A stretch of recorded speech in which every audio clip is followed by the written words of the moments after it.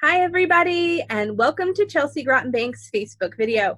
My name is Miria Gray, and I'm the Community Education Officer here at Chelsea Groton Bank.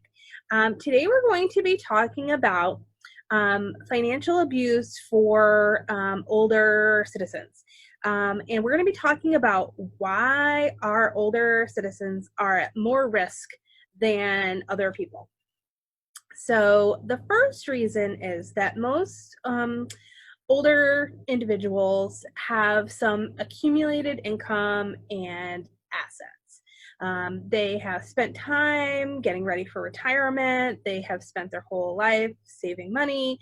And so now they have a pot of that money, and that makes them vulnerable to fraud. Because people looking to take advantage of that know that about older people. Additionally, the second reason is that oftentimes they're trusting and polite.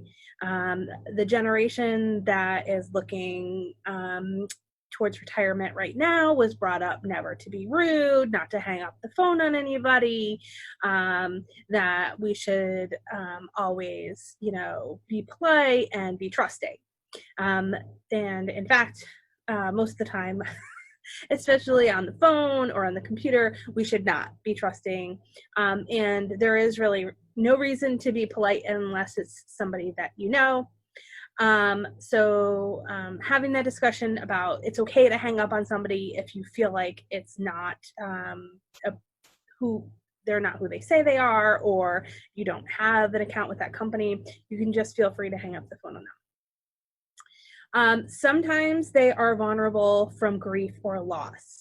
So as we get older, our friends, our neighbors, and our loved ones may start passing away. This may leave us vulnerable due to grief of somebody to come in and say that they're here to help us, when in fact they are here to defraud us. Oftentimes, older people are reluctant to report any kind of exploitation from a family member, especially if it's somebody that they depend on. So if you have an older family member that's in care of another family member, check in on them, ask them some questions, see how they're doing, only because they may be reluctant to report something if that is the only person that they have to rely on. So making sure that there are multiple people that older family members have to help them will help with the financial exploitation.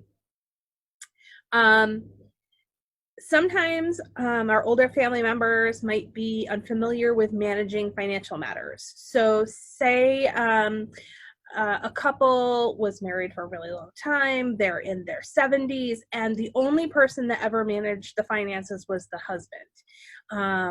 Then if he passes away, the wife may not have an understanding of the bills that are owed, the accounts that they have, any debts that they have.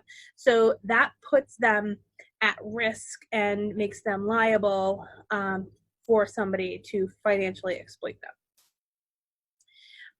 If an older family member is receiving care from a person with other financial issues or any other issues, so please, again, just stay in touch with your family members, know who is their primary caregiver or who may be coming in and out of their lives that they are in contact with. Fear of retaliation by the exploiter. So especially for our much older family members, if they are reliant on that person, if that's the only person that they've got, that's the only person that's been checking on them, they may feel like if they report them, that person will then retaliate against them and do something like not let them have their car or not feed them meals, whatever it might be. So understanding that, especially as our family members age, they are reliant on their providers and their caretakers for everything. It opens the door a little bit for elder abuse and financial exploitation.